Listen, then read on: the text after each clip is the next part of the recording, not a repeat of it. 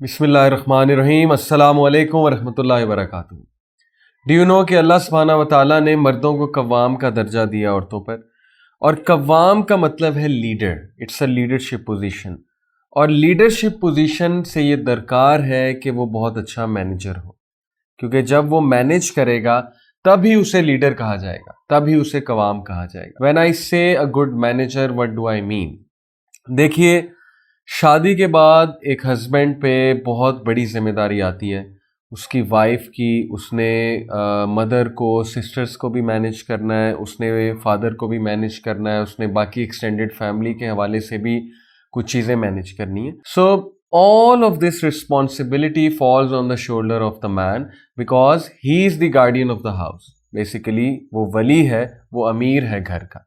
اب بطور امیر اسے کیا کرنا چاہیے؟ اللہ تعالیٰ نے جو اس پہ ذمہ داریاں ڈالی ہیں اس کو نبھانا چاہیے۔ اسے وائف کو بھی ٹائم دینا ہے، اسے والدہ کو بھی ٹائم دینا ہے۔ اگر جوائنٹ فیملی سسٹم ہے، میں جوائنٹ فیملی سسٹم کی بات کر رہا ہوں، جو کہ میجورٹی فیملیز ہمارے معاشرے میں فالو کرتی ہیں جوائنٹ فیملی سسٹم، تو اسے بہنوں کو بھی دیکھنا ہے، اسے وہ جو ننا پودا وہ لے کر آیا ہے جس کو وائف کی صورت میں اس بیج کو، اس ننے بیج کو اس نے پانی بھی دینا ہے، جو کہ ابھی وہاں نیو ہے۔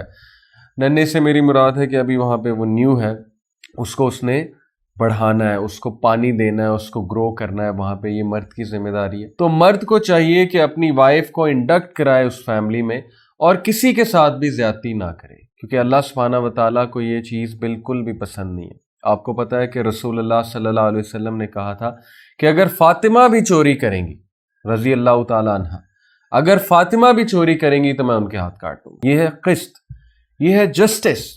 دس is what are religion stands for. ہم پتہ نہیں کہاں پہ نکل پڑے ہیں۔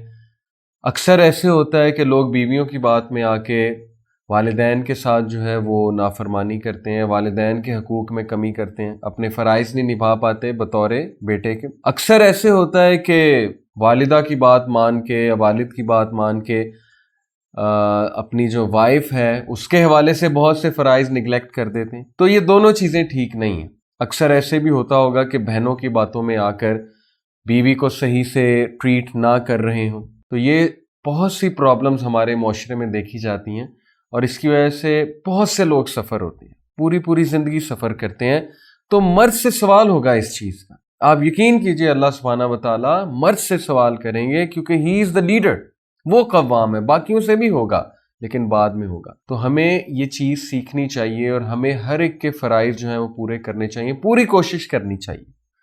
اسی کے ساتھ بیویوں کو بھی چاہیے کہ شوہروں پہ اتنا بوجھ نہ ڈالیں، اور اپنے شوہروں پہ ٹرسٹ کریں، اور زیادہ کمپلینٹس نہ کریں، کیونکہ جب بہت زیادہ کمپلینٹس ہوتی ہیں تو شوہر ویسے ہی پاس نہیں بیٹھتے، بات نہیں کرنا پسند کرتے، کیونکہ ہر ٹائم انہیں پتہ ہوتا ہے کہ کوئی کمپلینٹ آنے والی ہے۔ تو شوہروں کے لیے بھی آسانی پیدا کرنی چاہیے، کچھ دیر کے لیے صبر کرنا چاہیے، کمپلینٹ نہیں کرنی چاہیے۔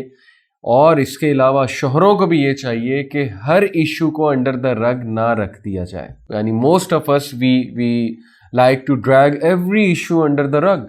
اس سے ایشوز بڑھتے ہیں، ایشوز کم نہیں ہوتے ہیں۔ ایشوز کو نگلیکٹ نہیں کرنا چاہیے۔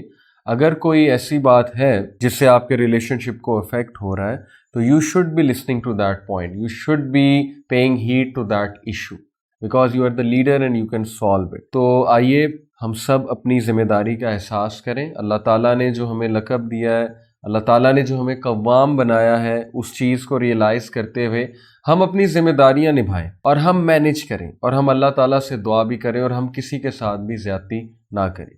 یہ سارا میسج میرا آپ سب کو ہے۔ ہوپ فلی کہ انشاءاللہ آپ اس پر عمل کریں گے، اور سب سے پہلے میں بھی اس پر عمل کروں گا، اور اللہ تعالیٰ ہمیں اپنے تمام کے تمام احکامات میں عمل کرنے کی توفیق عطا فرمائے۔